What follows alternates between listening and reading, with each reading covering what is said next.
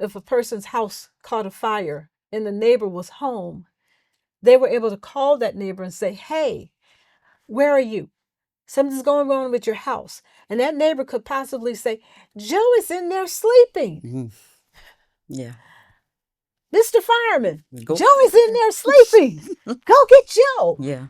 That's what neighbors do. They share the camaraderie of being an extended family. Oh, I like that.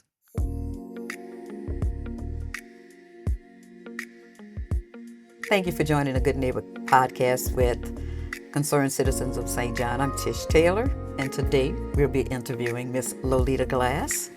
Miss Lolita, welcome to our table.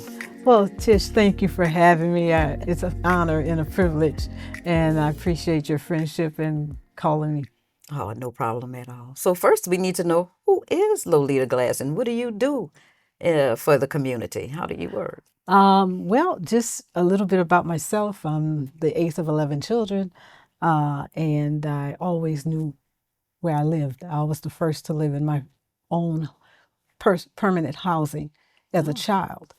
And so a story I have about my father, he had a 6th grade education, and he would buy our Easter clothes for Easter, and he would buy a pair of new boots. And I said to my dad one day, I said, why are you always buying boots and not church shoes? He says, well, the Lord knows I've got to put a roof over you crumb snatcher's head. And that stuck with me all my life. And so housing is what I deal with. Housing is a right and not a privilege. So going into who we are and who I am the executive director for People's Organization for Strategic Excellence. And we are a housing development and community development corporation.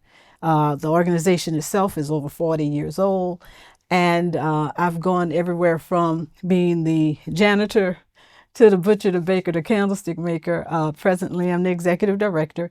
And we service 5 parishes: Orleans, Jefferson, St. John, St. James, and St. Charles parishes, with affordable housing development for low to moderate income households. That's a mouthful. I know. Now, well, trust me, I know about actually wearing many, many hats, because when it comes down to doing any kind of program that helps the community, it seems like we have to do it all until we can get established. I'm so happy that you're here. We've known each other for a long time. I've actually worked for you for a little while yeah, that was foreclosure fun. mitigation. That was like the most painful thing I ever dealt with in my life, was foreclosure. It was very hard. It's still hard. Yeah, it is. So let's talk about you. Where do you live right now, and how's the work going? Well, the work is always going to be challenging. Just to say the least. I actually just got off a Choto Association Zoom meeting with the Chotos around the state of Louisiana, which is what we are. We're designated as a community housing development organization through the Louisiana Housing Corporation. And of course, everybody's worrying about funding and whatnot right now. So that was a meeting that we were having. But what we do is we work with all throughout those parishes for affordable housing development. The majority of the housing that we've done is homeownership. We're moving into low-income rental, long-term rental, and also veteran housing and shelter for disaster victims, as well as victims of violence. And so our whole genre is housing for everyone, and being able to fit the families that are in need of housing into the right type of housing. How did I get to Laplace, you say? Wait, hold on. That was a whole lot just now. So you're building new homes? Or are you helping families purchase existing homes? We do some of both. So we do what's called education and then development. And so in the education, we work with a national organization called eHome America, where we do a virtual class for home buyer training and financial literacy training. Mm-hmm. And then we do something called mortgage facilitation.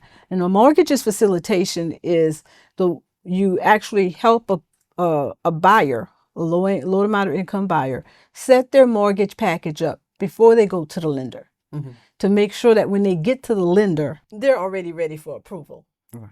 So we help them DIY, which is do-it-yourself credit restoration.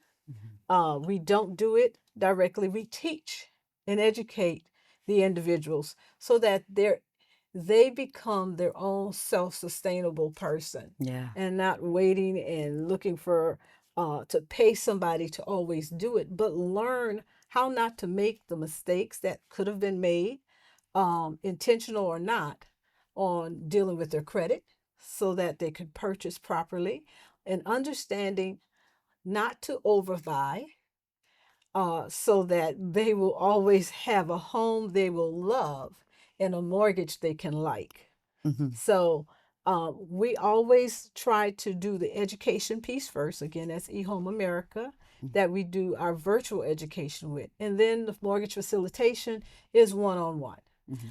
We give the clients a list of documents that they'll need to have ready for the lender. We help them review those documents, and if they're ready to go forward, we can refer them to several lenders that work with our organization, or they can always choose their own. There's no strings attached to any of that. Now, the other thing is that's mortgage facilitation, and then home buyers training and financial literacy training. Mm-hmm. What we actually do in the physical is housing development. So we have developed new constructed homes to be sold to first-time home buyers, and we've also done homes for rental, for low to moderate income families. Mm-hmm. We've also rehabbed homes to resell to low to moderate income buyers. So we work the gambit, and we try to fall in where the community needs us at. In the state of Louisiana, there is a real housing need, maybe over 30,000 units or more. I don't have the exact number, but the need, I think 30,000 is actually for New Orleans Parish alone. Wow. And so the need has always been there. Senior housing is now becoming an issue. Yeah. Veteran housing has been an issue. We also have to deal with aged out youth who are in foster care needing housing. After they turn 18 years old, that's a whole nother world for them. Wow. And so just trying to deal with those different categories of housing, there's never not going to be a need for somebody to help someone in housing. Right. It's something I love to do, and this is how we try to do it.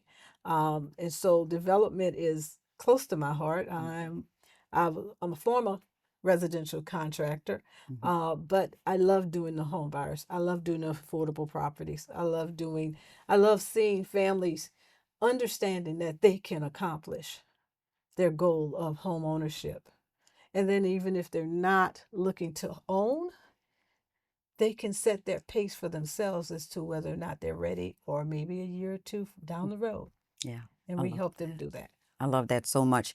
You know, it's so important to empower the community. And I know that I've met with, because I also did financial literacy and first time home buyers training at your office. Yeah. And I know that biggest deal was for people to understand that they needed to learn, if they wanted to become homeowners, that it was time for them to be able to manage their own finances as well as their own debt, mainly, and to clean up their own credit. Yeah. Instead of paying someone to fix something, they needed to have a better understanding of it.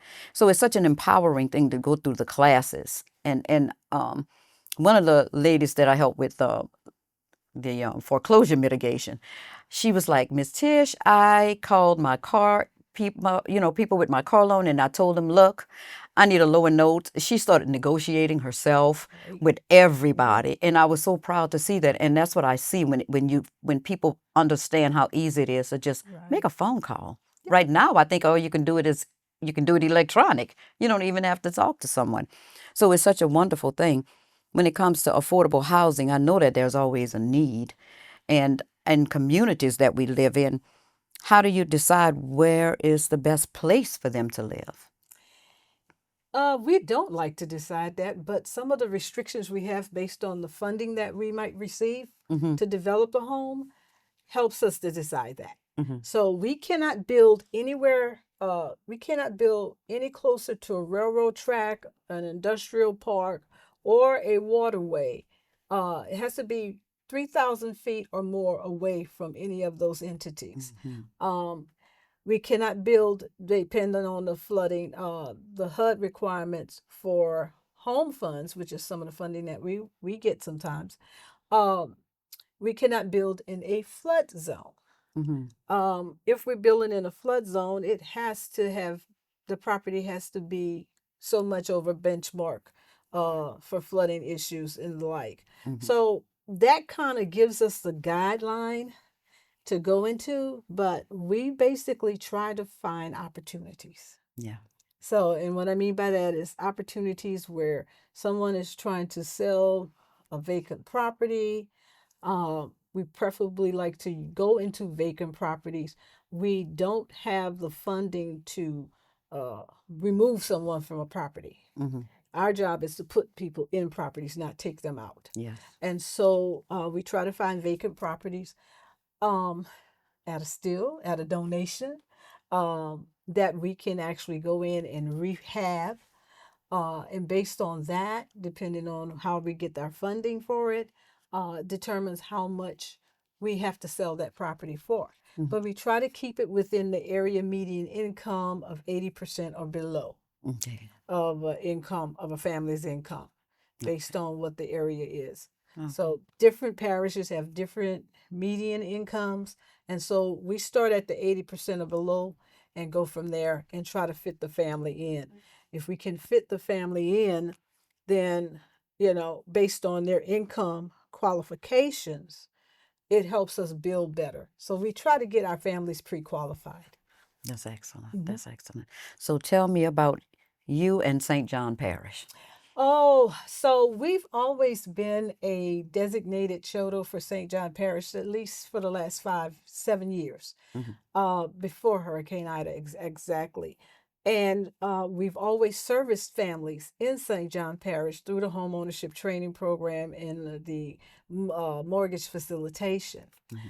My new love affair with St. John Parish happened after Hurricane Ida. It's a little personal story, but our house was totally damaged in Hurricane Ida, and I lived in Kenner for 27 years. Grew up in New Orleans. It took a toll, and that made me make a decision. We had gone through Katrina in Kenner. We had gone through Ida with a total, I want to say not a total destruction, but 80% of the property was damaged. Fighting with the insurance and whatnot, it was just logical to deal with the present situation, which my husband was gravely ill at the time. Yeah. He since passed. He passed August 23, and after Condolences. 34 years. And so the opportunity came for me to just kind of start over. And I said, well, let's give St. John a try.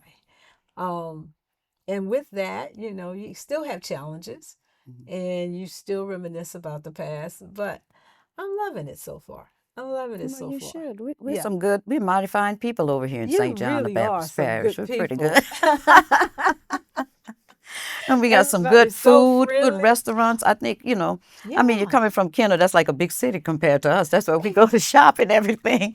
So, but yeah, you're right there. The 12-mile bridge will get you everywhere you need to go. everywhere And you need to go. St. John is a good place. It's a place to love. It really is, and everything's right in the vicinity. Yes. Nothing's more than 15 minutes away, so that's awesome. Yes, Yeah. I agree with that. So tell me about housing in St. John. We've developed um we've developed uh, some rehabs in St. John Parish for first-time homebuyers, and the last one we've done was an elevated. property, because when we purchased the property, it was not considered to be in a flood zone. However, we purchased it right before Hurricane Ida. Mm. And Ida caused Cambridge to flood. And that particular street, houses flooded on that street, and that property became flooded. We were able to work it out with the state funding that we had from LHC and with the insurance company. We were able to elevate that property. And we were able to put a family in there just about going on a year now. Oh, that's awesome. Yeah, so I'm very excited. It was my first elevation project. Wow. It's so crazy that, you know, we learn through having issues through tragedy. Yes. We grow. Yes. We you know, unless I mean, it's one thing to study something on a paper, but if you're not out there grinding and doing it, it doesn't even stick. Yeah. So I just know that in most cases, everything that we learn it because something came up and caused us to have to learn it. We have to adapt. Absolutely. Absolutely. Absolutely. So tell me about your first experience with a little flooding in the community. Okay, so I had a 2019 Dodge Caravan when I moved here, paid for. I love that. And my first flooding experience, my home did not flood, but my car did. We were at the back of Cambridge, right there in Woodlawn, and it was dark. My just had not been in that type of rain situation that we had this past year on 2024, where it just inundated the whole Cambridge subdivision, and we got caught on the road and didn't realize how deep the water was. It's nighttime, flooded the vehicle out. So I wound up having to get a car before I intended to. But in that, I realized that you really can't run. That made me realize that you just can't run. You've got to work at making things better where you are. And so now my mission is to work with families with trying to get properties that they can have either elevated or already elevated, and looking at developing structures through other means, not just stick build properties, but also still and SIP build properties where we can kind of resist the wind and the rain to some effect. And the termites. And fire. And all of those things that we have been affected with for centuries. Right? Yeah. And it's a work in progress, but, you know, I think we're going to get there someday. It's always, nothing beats a failure but a try. Absolutely. So we are actually looking at developing plans. We've actually developed some plans for SIP build, which is structured insulated paneling. We developed plans for those properties. We're also working on doing some steel building. Okay. And so it's a matter of finding that right spot, that sweet spot as far as affordability in these not so new, but new concepts in housing. Right. And the affordability really comes in the longevity of the property, but not at the top of the property, at the development of the property. So that's some of those kinks that we're trying to work out right now. But our intent is to work with organizations like Floodwise, the Deep South Center for Environmental Justice, to help us navigate and work on those environmental issues that we have in St. John Parish, as well as all the other parishes that live along between the river and the lake. And that's a lot of parishes. Yes, it is. So our job is to learn from other agencies, other institutions, and then actually get in contact with the community to actually see what the community really wants. With that, we're we spent this last year doing our own surveys. We've also partnered up with the Deep South Center for Environmental Justice to do a healthy home survey that we have coming up. And I'll make sure you get that information so you can post it on your site. So those are the things that we're trying to do. And again, we've taken this year as an organization and worked with doing surveys in the community, and we're going to compile those results and place them in a report that will help us shore up some of the applications that we use for applying for funding to do the development of these properties. Yeah. And it's so important for us to gather information, to bring to our community leaders, to bring to the Absolutely. parish leaders, for them to actually get a better view and to understand that people are really in need of services, to not delay it anymore. So with Floodwise, I know it's, you're inviting the community in. We're asking them to label where they live on the maps and to make sure that they can share pictures of the damage and the issues that they've had with community flooding. It's so many different areas of this community has flooding, although it's supposed to be really economic development is supposed to kind of like take care of the structural stuff that goes on in our community, our drainage issues and everything. I find that across the parish, especially really along the river and the lake now, everywhere it floods. Now, from rain events along the river, we've seen it forever. I have families from Mount Airy, Garyville, Homewood and Reserve that flood just from a regular rain event a lot. There's no really good drainage. When it comes to living in Laplace, that distance, that water from the lake kind of pushes its way through. And that means that you're more susceptible to that. And now the streets are flooding even more. So infrastructure is a big deal. And that all of that is a part of what makes our community, it hurts the community. Absolutely. We want people to come here and feel safe and know that they're healthy, and that they can become a homeowner and actually participate in living the American dream. Without their health being at threat, nor their property. So we've educated you. We've gotten you to where you can repair your own credit, and you can apply for. You can manage your budget. You can apply for this loan and become a homeowner and maintain all of this. But now we need you to step up and say, okay, well, look, I need my community to not be, we don't need to fall victim of any natural disaster as best as we can. So how do we communicate to our public officials that here's all these maps, here's how I feel, this is what happened at my house, here are real stories about real people and how this flooding issue affects them.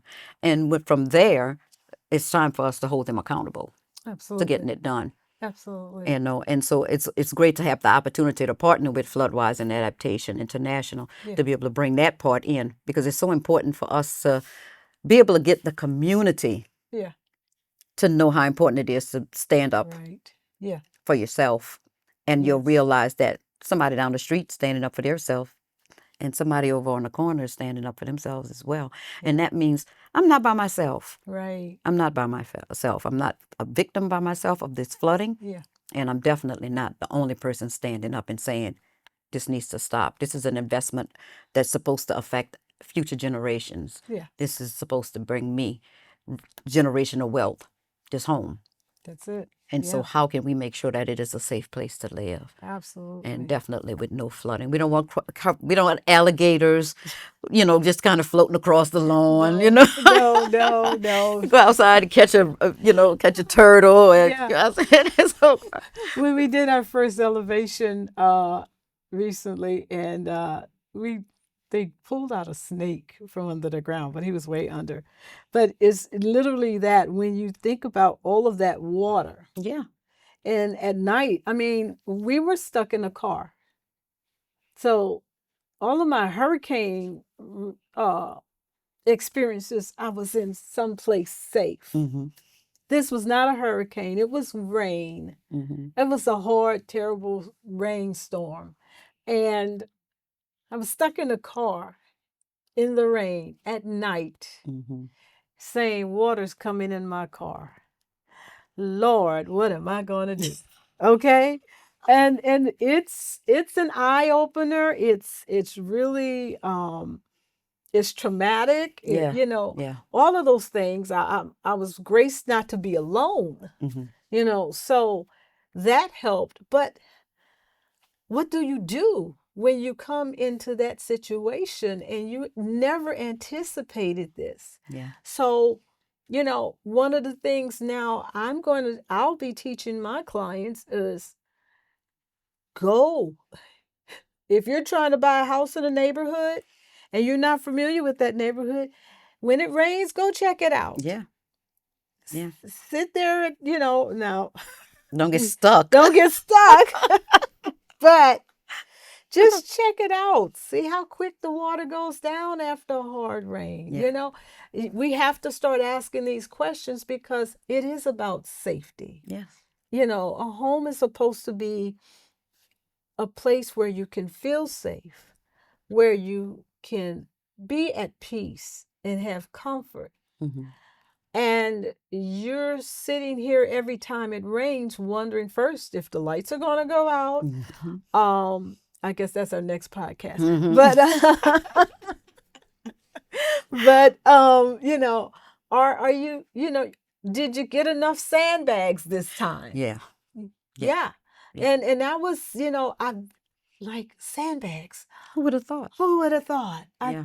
You know, and I'm thinking my street is up high enough, you know, but I'm still having to And get. sandbag the highway You now. can't sandbag the highway. Yeah. And you know, and we understand we don't know the logistics of pumps and whatnot, but there seems to be more that needs to be done. Yeah. This is why we're doing these surveys. This is why it's so important when we ask the community to come out and do these surveys. We have to, they just can't take my word for it. No. They just can't take your word for it. Data. Numbers matter. Numbers matter. And so I'm just encouraging people in the community to speak up, let your voice be heard uh, by putting it on paper. Yeah. So we can get the statistics, get the information, and share it with the powers that be that have the way to be what help the community be what it needs to be. Yes. And that's really what we want to do. I'm surely grateful for you to inviting me because you actually invited me into the Floodwise program. Yeah. And It's a I was great so program. excited. Yeah. It's a great program, and I'm excited for what we're going to be doing with this information and how it's going to help us with funding, with developing fundraisers for helping, you know, families improve Yeah. their situation. Yeah. A lot of the communities again that we work with are low to moderate income. There are Alice families. There's families that are living paycheck to paycheck, Mm-hmm. and you don't have extras. Yeah. To go out and elevate a AC unit or get another car. Yeah. You know, I was fortunate. I was able to do it. Right. I ain't pay it off. I have a note now, but Yeah, unfortunately. But I unfortunately, understand. but I was able to do that. This happens to everyday people I know. all the time. And we need our community to understand why all of our nonprofit agencies go out and do this kind of work. Yeah. Do this surveying, getting the information. It's very important. It's got to be done. This is the only way we can get information to the folks that need the information to help us fix whatever needs to be fixed. And we have to push it. And we have And to we push have to it. push it. We have to go and Absolutely. with that information to the people and say, this is what we want. Who are we going to have to put in place to get it done? Yeah. How do we get it done? Yeah. And without that paperwork, it's just nothing. It's moot point. Yeah. It Show me some literally is. data. Show me everything. Show Right. me those maps. Show me who the Yeah. devastation. Show me what the losses are. Right. Because a home is supposed to be a safe haven Absolutely. at Absolutely. all aspects. Your home Tell- and your community. Your but whole no. community. Oh, absolutely. I was about to ask you next. What do you think? What's your definition of a good neighbor? Oh my God. First of all, a good neighbor respects their neighbors. Mm-hmm. Um, A good neighbor looks out for the other neighbor. I don't have a problem with, you know how you used to say, like Miss Kravitz on Bewitched. That was her name. Yeah, she's always looking out the window. I never had a problem with that because No. I want someone looking out for me. Yeah. I want someone to be able to say, hey, there's somebody that's not in this neighborhood, that's in this neighborhood that may not be who he say he is or whatever. And I'm just saying we need to be I spy. However, a good neighbor is one that shares information with the other neighbor. So if you came across a flyer like this for Floodwise, or if you came across a flyer like this for the community health and homes, and you got that information, share it with your neighbor. Absolutely. Most of us have the first 5 neighbors in our vicinity or near our home. Most of us have their phone number or their information. Or you should. I think so. You should have your first 5 neighbors' information or phone number. It's been told a lot of people, if a person's house caught a fire and the neighbor was home, they were able to call that neighbor and say, hey, where are you? Something's going on with your house. And that neighbor could possibly say, Joe is in there sleeping. Yeah. Mr. Fireman, Go. Joe is in there sleeping. Go get Joe. Yeah. That's what neighbors do. They share the camaraderie of being an extended family. Oh, I like that. And I like that's what neighbors should be. So if you don't have your first 5 neighbors' phone number, go get it. Please. And just tell them you're not going to share it information. You're not going to post it on Facebook or nothing like that.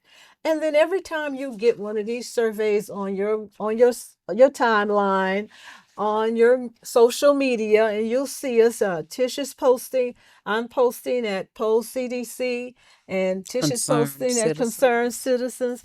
If you look for us, like us, follow us, you'll get these things. Go online and do those surveys. Share them with your neighbors. Share them with your friends. Share them with your church.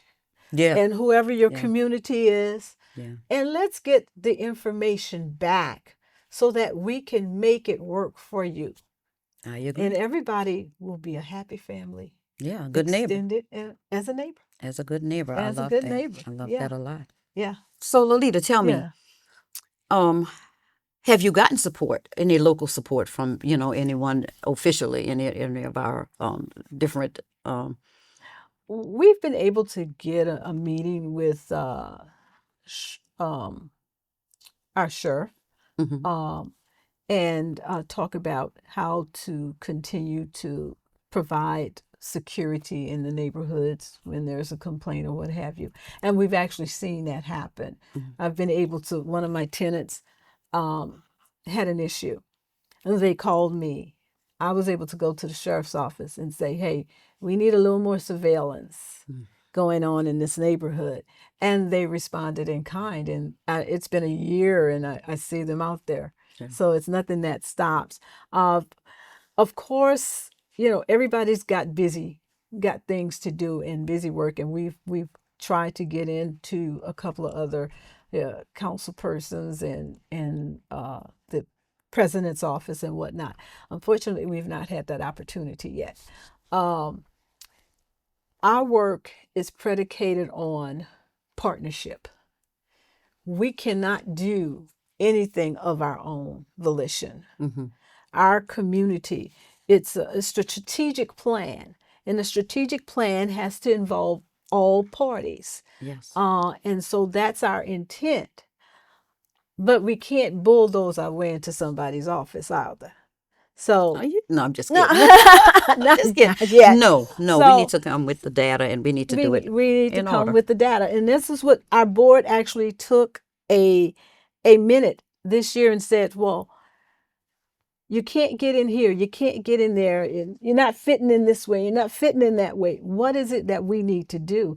And we were able to come up with the idea through some advisory assistance that we have. We have some advisors that work with us. And he says, let's see how we can get some surveys done.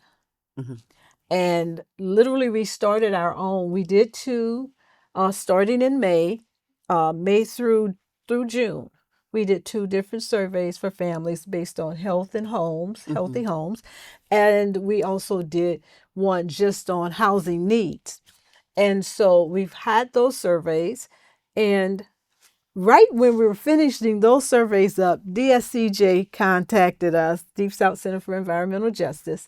And then 2 months after that, Floodwise contacted us. So we've got 2 more surveys, which are, I think they're more impactful than the surveys we were able to do, our homemade surveys, right? Which I'm very proud of. But we were able to get a national organizations to come and support us with doing these surveys. And we're going to take this information and we're going to share it. And say, hey, these are households. This is what these households are feeling. This is what this family is needing. And how can we partner with you, Mr. and Mrs. Elected officials? Elected officials. Yeah, that part. In seeking to the needs of your community. Right. Of our community. So I know there are people out there who do housing programs, real estate agents and brokers. There's so many different areas of housing that would love to have this information and love to partner with someone to have this when they're moving forward in different locations. Would you like them to contact you to see how that can happen? 5 days a week, 24 hours a day, please. We love partnership. We can't do it by ourselves. And we have to have those partnerships in place. Most of, if you hear about investment groups, most of them are double-digit groups. We look for partners that want to work in communities that are underserved or distressed. You're not going to get double-digit profits from investing. But if it's something that's close to your heart, and you came from something and, having to pull yourself up by your own bootstraps, why don't you come back and help us pull somebody else up? With their bootstraps and your bootstraps linked together. Absolutely. It can happen much quickly. So they can contact us. We're at posecdc@gmail.com. We're at wecare@posecdc.com. And our website address is posehomecdc.com. We're on every social media. Just Pose CDC and you'll find us somewhere. And we'd love to have you join us. Again, we work in 5 parishes. We don't have to just work in those 5 parishes, but we can't. We're not an elephant, and we're not trying to eat one. Oh, I like that a lot. That's a lot. It is so very true. Sharing makes a big difference. That's what being a good neighbor is. Absolutely. There's no reason I need to be trying to do all of this on my own. Absolutely. And there's enough to go around for everyone, especially when we have the heart to care about our community. And that's what POSE has always had.